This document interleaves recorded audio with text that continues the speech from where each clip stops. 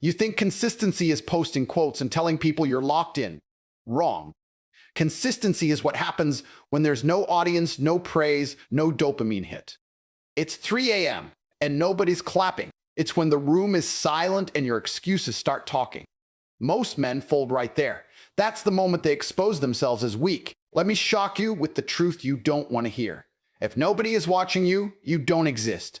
That's how your subconscious sees it. And if you only perform when eyes are on you, you're not disciplined. You're a performer begging for validation. Real consistency doesn't need witnesses. It feeds on solitude. It thrives in silence. And most of you can't handle that because silence forces you to confront who you really are. You've been lied to about motivation. You think consistency is about feeling inspired. That's feminine thinking. Feelings are irrelevant. Consistency is mechanical. It's cold. It's boring. It's brutal repetition with zero emotional payoff. If you need excitement to stay disciplined, you're already finished. High-level men move even when nothing feels good. Now let's talk about something most people misunderstand: speaking in tongues. Not religion, not theatrics, power. Speaking in tongues is when your actions speak a language your old self doesn't understand anymore. Your mind tries to negotiate. Your body moves anyway. You wake up early without hype. You train without music. You work without praise. That disconnect is transformation. That's when identity starts to fracture and rebuild. When you're consistent in silence, you stop speaking the language of excuses.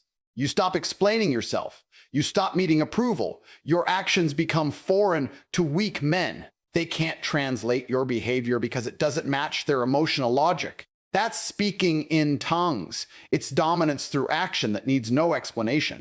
This is where control is forged. Discipline isn't about control over your schedule. It's control over your impulses. When nobody is watching, your true rank is revealed. Do you reach for comfort or command yourself to move? Every private decision is a vote for the man you're becoming. Most men keep voting for weakness, then wonder why they stay broke, soft, and invisible. Identity shift doesn't come from affirmations. It comes from betrayal, betraying your old habits, your old pleasures, your old excuses. Consistency is violent. It kills the version of you that wants rest, sympathy, and shortcuts. And yes, it hurts. That's the point. Power is built on discomfort, sustained over time. Most men want credit before they've earned substance. They want to be seen struggling, seen grinding, seen becoming something. That need to be witnessed is already a weakness. Consistency that depends on attention collapses the moment the lights go off. And the lights always go off. Silence is unavoidable. That's where truth lives. If your discipline disappears when nobody is watching, then discipline was never there. It was theater, a performance designed to extract approval, not results. Here's the uncomfortable reality most people avoid. The human brain is lazy and manipulative. It looks for shortcuts, rewards, and validation. When nobody is watching, the brain starts whispering lies. This doesn't matter. You can do it tomorrow. One break won't hurt. That voice is not you being tired. That's your lower self testing whether you're in control or just pretending. Consistency is the act of crushing that voice repeatedly until it understands it has no authority. People misunderstand what silence does to a man. Silence removes accountability. No deadlines, no judgment, no external pressure. That's why most people fall apart there. Without external structure, their internal structure collapses. They don't have principles. They have moods. They don't have discipline. They have bursts of enthusiasm. Silence exposes that immediately. It strips away the illusion of commitment and reveals whether you're actually built for long-term execution. The men who rise don't need to be seen. They don't need updates, comments, or recognition. They understand that attention is cheap and progress is expensive. They move in private because that's where momentum compounds without interference. No explaining, no defending, no justifying, just doing the work again and again while the world assumes nothing is happening. That's an advantage most people are too impatient to use. Consistency in silence rewires your identity. When you act without witnesses, you stop associating effort with reward. You stop expecting praise. You stop bargaining with yourself. Action becomes non-negotiable. That's when discipline becomes automatic. Not emotional, not dramatic, automatic. You train because that's what you do. You work because that's who you are. No story attached. No motivational speech required. This is where most men get exposed. They say they want success, but they want it socially validated at every step. They want people to notice their struggle. They want encouragement. They want reassurance. The problem is the world doesn't reward intention, it rewards outcomes. And outcomes are built in long stretches of invisibility. If you can't tolerate being unseen, you're not ready to be powerful. There's a reason elite performers protect their routines and disappear during build phases. They understand that visibility creates noise. Noise creates distraction. Distraction kills precision. Silence sharpens focus. When nobody is watching, there's no temptation to impress, no need to exaggerate effort, no ego games, just ruthless honesty with yourself. Either you did the work or you didn't. There's nowhere to hide. Consistency without witnesses also creates internal authority. You stop relying on external pressure to function. You become self-governing. That's rare. Most adults are still children internally, needing someone to supervise them. The moment supervision disappears, standards drop. When you maintain standards alone, you separate yourself immediately. You're no longer managed by circumstance. You're managed by principle. Understand this clearly. The world never sees the hours that matter most. The mornings you didn't post, the nights you didn't quit, the days you showed up with no energy and no reward. Those hours don't look impressive, but they decide everything. And if you can dominate those moments consistently, without witnesses, without applause, without emotional reinforcement, you're operating on a level most people will never reach. Most people are controlled by how they feel, and then they wonder why they have no control over their lives. They wake up tired and decide the day is lost. They feel bored and call it burnout. They feel unmotivated and label it a sign to rest. That's not self-awareness. That's self-indulgence. Feelings are not signals of truth. They are chemical reactions designed for survival, not dominance. The moment you let feelings decide your actions, you hand over authority to the weakest system in your body. The uncomfortable reality is this: feelings fluctuate constantly. They're unstable by design. If your consistency depends on something that changes every hour, your output will always be inconsistent. This is why most people start strong and fade fast. They wait to feel ready. They wait to feel inspired. They wait to feel confident. And while they're waiting, disciplined men are already miles ahead, moving without emotional permission. Execution at a high level is not emotional. It's procedural. It's mechanical. It's the same way elite systems operate. A machine doesn't ask if it's tired. A process doesn't care about mood. It runs because it's programmed to run. That's how consistency actually works. You build a system of behavior that activates regardless of how you feel. Once that system is in place, emotions become background noise instead of commands. Most people secretly believe their feelings are special. They think their exhaustion is unique. Their lack of motivation is meaningful. Their discomfort is a sign they're doing something wrong. That belief keeps them average. Discomfort is not a warning sign, it's a toll. And every serious outcome in life charges it. If you need comfort to stay consistent, you've already chosen mediocrity. There's a difference between being tired and being weak. Tiredness is physical. Weakness is psychological. Weakness is when you negotiate with yourself. When you start building narratives around why today doesn't count. When you look for exceptions instead of standards. Disciplined people don't negotiate. They execute first and let feelings catch up later. Ironically, that's how feelings improve. Confidence is not built by waiting. It's built by acting while uncertain. This is where most men break.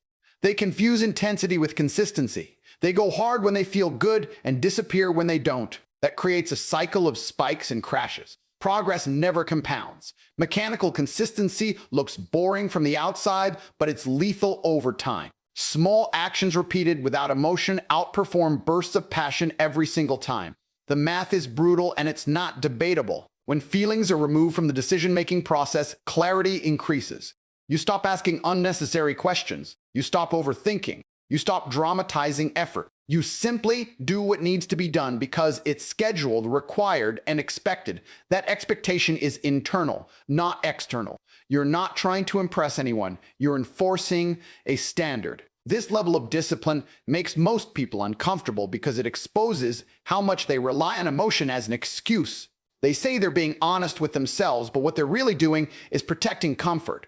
Real honesty is admitting that your feelings don't deserve control over your future. They can exist, but they don't get a vote. The highest performers in any field are not emotionally reactive. They're emotionally neutral. They understand that feelings come and go, but commitments stay. They show up on bad days, average days, and good days with the same precision. That's not motivation, that's command. And once you operate from that place, momentum stops being fragile. It becomes inevitable. Most men spend their lives curating an image instead of building a foundation. They behave one way in public and another way in private, then act confused when their results never match their ambitions. The truth is brutal and simple. Your private behavior defines your rank, not what you say, not what you post, not what you promise. What you do when nobody is watching is the only honest measurement of who you are.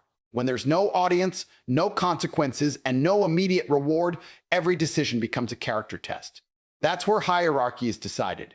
Do you default to discipline or drift toward comfort? Do you hold standards or make exceptions? Most people don't fail because they lack knowledge. They fail because their private standards are low, inconsistent, and negotiable. And anything negotiable eventually collapses. People like to believe they're stronger than they are. They tell themselves they'll perform when it matters. But life doesn't work that way. You don't rise to the occasion. You fall to the level of your habits. And habits are formed in private. If you cut corners when no one is watching, you'll cut corners under pressure. If you lie to yourself in silence, you'll fold in public.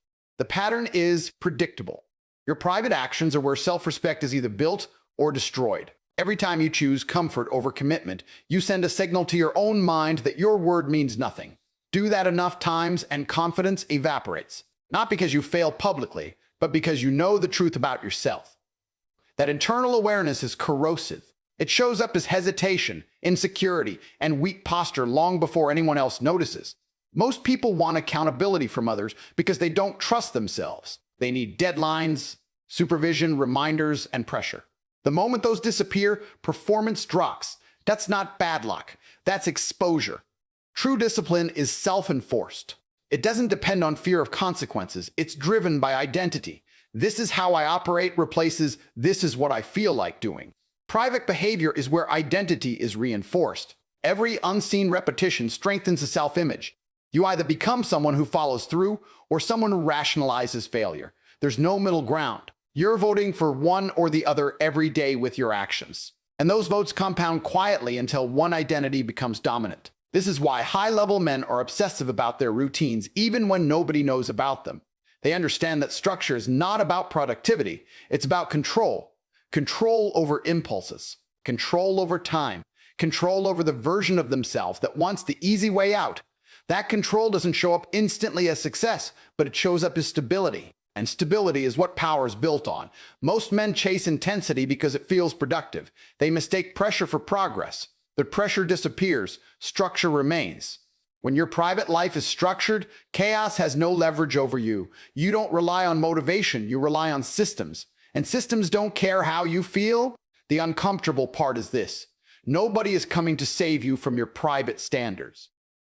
You can fool the world for a while. You can talk big. You can look busy. But you can't escape the man you are alone. He's the one making decisions when there's no applause. He's the one determining your ceiling. If your private life is sloppy, your future will be unstable. If your private discipline is sharp, results are inevitable. Rank is not assigned by society. It's self-earned through behavior repeated in silence. And once you understand that, there's no excuse left to hide behind.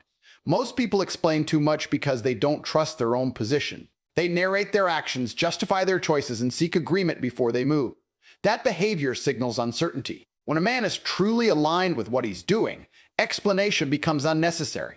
Action replaces language. That's what it means to speak in tongues through behavior. Your actions stop translating into the logic of weak minds, and that makes people uncomfortable. The average man needs his decisions to make sense emotionally and socially before he acts. He wants reassurance that others will approve. He wants his struggle to be understood.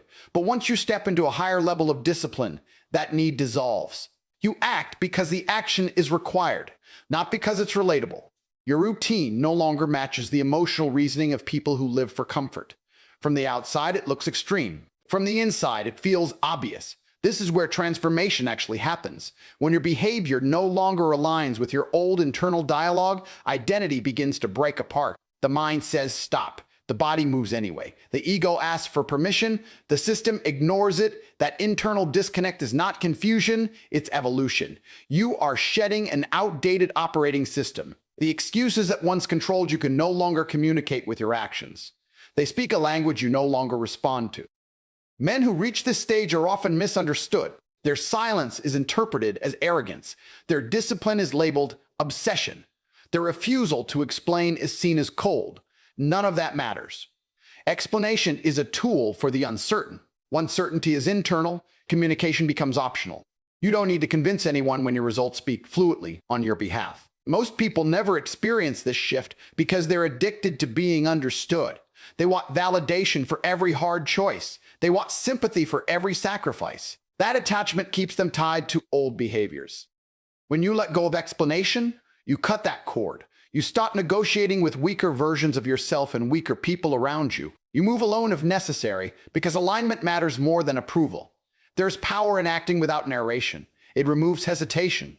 It removes self-doubt. When you stop explaining, you stop questioning. Action becomes direct, clean, efficient. You no longer pause to consider how it will be perceived. You consider only whether it aligns with your standard. That level of focus is rare, and it's dangerous in the best way. This is also where dominance quietly forms. Not dominance over others, but over yourself. Your impulses lose their voice. Your emotions lose their authority.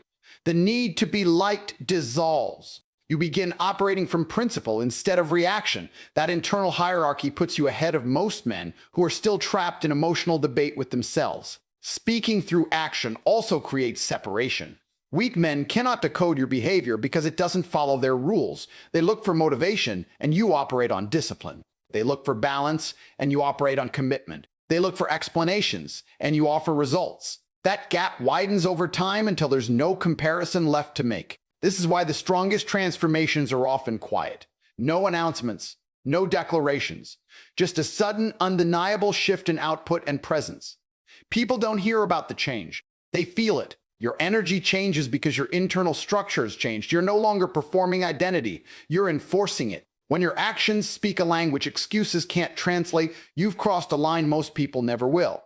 At that point, words become optional. Your behavior carries authority on its own. And once that authority is established internally, nothing external can take it from you. Most men say they want change, but what they really want is comfort with better outcomes. That fantasy collapses the moment discipline enters the picture. Discipline is not additive. It doesn't politely improve your life. It subtracts, it removes, it destroys. And what it destroys first is the version of you that has been surviving on excuses, shortcuts, and emotional bargaining. That version does not retire peacefully. It resists loudly. Every time you enforce consistency, something inside you dies. The habit of sleeping in, the reflex to procrastinate, the impulse to escape discomfort. People don't talk about this part because it's not flattering. Growth sounds noble. Discipline feels violent. It forces separation from patterns that once felt like safety. That's why most people quit early, not because the work is hard, but because the identity loss is unbearable. Your old self is invested in staying alive. It will negotiate. It will rationalize. It will remind you of how tired you are, how much you've already done, how unfair the timing is. None of that is accidental. Those thoughts exist to preserve the status quo. Discipline doesn't argue with them, it executes anyway. And each time it does, the old self loses authority. This process is not motivational, it's surgical. You cut away behaviors that once defined you. Late nights, random indulgences, unstructured days, emotional decision-making. At first, it feels like deprivation. You think you're losing freedom. In reality, you're losing chaos. Chaos disguises itself as freedom to weak minds. Discipline exposes it for what it is, a lack of control. The pain people feel when they become consistent isn't from effort. It's from betrayal. You are betraying the version of yourself that wanted comfort, sympathy, and ease. That version doesn't want to be replaced. It wants to be accommodated. Discipline refuses accommodation. It demands dominance, and dominance always creates internal conflict before it creates results. This is where the separation happens. Most men stop as soon as the internal resistance gets loud. They mistake resistance for a sign they're doing something wrong. In reality, resistance is proof you've hit something important. You don't get resistance when you're staying the same. You get it when you're threatening an identity that has been running your life unchecked. The discipline that kills your old self also strips away illusions. You stop lying to yourself about who you are and what you're capable of. You stop pretending potential matters. Only execution remains. That honesty is uncomfortable. It removes excuses you've relied on for years. But it also builds something rare, self-trust. Not confidence based on talk, but confidence based on evidence. As the old self weakens, something else takes its place. A quieter, more stable identity. Less emotional, less reactive, more precise. You don't feel dramatic changes day to day. That's the point. The transformation is subtle while it's happening and undeniable once it's complete. One day you realize the things that used to control you no longer get a response. That's power. People around you may not understand this shift. They'll say you've changed. They'll say you're too rigid, too intense, too serious. What they're really noticing is that you're no longer governed by the same impulses. You don't flinch where they hesitate. You don't indulge where they escape. That contrast makes people uncomfortable because it reflects what they avoid in themselves. Discipline doesn't just remove bad habits. It removes weak standards. It raises the minimum acceptable behavior in your own eyes. Once that happens, regression feels worse than effort ever did. Going back becomes painful. Staying disciplined becomes the easier option. That's when the old self is truly dead. Not because you killed it once, but because you refuse to resurrect it through compromise. Most people chase visibility because they believe recognition creates power. That belief is backwards. Visibility without control is noise. The men who actually win understand that the unseen is where leverage is built. When you master yourself in silence, you remove randomness from your life. You stop depending on luck, timing, or external approval. Outcomes start bending in your favor, not because you ask the world for permission, but because your internal order leaves it no alternative. The public world is chaotic by nature. Opinions shift. Trends change. Attention is unstable. If your performance depends on any of that, you're exposed. Private control is different. It's stable. It's repeatable. It compounds quietly. When your routines are locked in away from the noise, nothing external can disrupt them. That's why men who dominate their private life appear calm under pressure. Pressure doesn't threaten them. It reveals them. Most people underestimate how much the unseen governs the seen. They think success is built in moments of recognition, but recognition only amplifies what already exists. If there's no substance underneath, exposure collapses you. When there is substance, exposure multiplies you. Mastery in silence is what creates that substance. It's the hours no one tracked, the standards no one enforced, the discipline no one rewarded that make public success inevitable instead of fragile. When you dominate yourself privately, decision-making becomes sharper. You don't hesitate because you've already rehearsed discipline when it was inconvenient. You don't panic because you've already faced discomfort without an audience. The public arena feels lighter because the hardest work was done where no one could see it. Confidence stops being something you perform. It becomes something you carry. This is where most men miscalculate. They believe discipline is about productivity. It's not. It's about authority. Authority over impulses. Authority over time. Authority over the version of yourself that wants the easy option. Once that authority is established internally, the external world responds differently. People sense it. Opportunities align with it. Resistance weakens because you're no longer internally divided. The world submits to what is consistent and unbreakable. It resists what is emotional and reactive. When you show up the same way, regardless of mood, conditions, or praise, you become predictable in the best way. Predictability creates trust. Trust creates leverage. Leverage creates options. None of that starts in public. It starts in the unseen routines that most people neglect because they don't feel immediately rewarding. Private mastery also eliminates desperation. You stop chasing outcomes because you trust the process you built. That lack of desperation is magnetic. It changes how you speak, how you move, how you negotiate. You're no longer trying to prove anything. You know what you can do because you've tested yourself repeatedly without witnesses. That internal certainty cannot be shaken by external opinion. Men who skip this phase are easy to spot. They're loud but unstable, confident when things go well, invisible when pressure hits. They rely on momentum instead of structure. Structure is what carries you through low points. Momentum dies the moment conditions change. Mastery in silence builds structure that doesn't collapse under stress.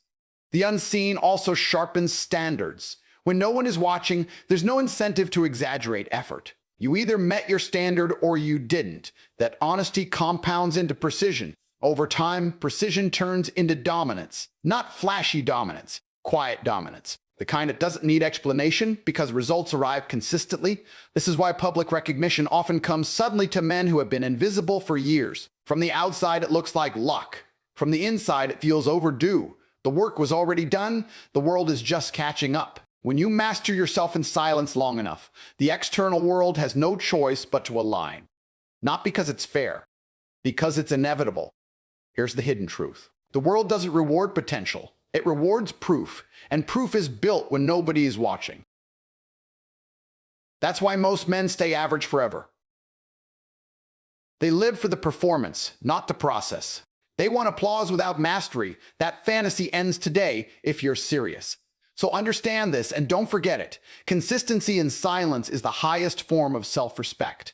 It's how you separate yourself from the herd without saying a word. No posts, no speeches, just execution. If you can dominate your behavior in private, the public world has no choice but to submit.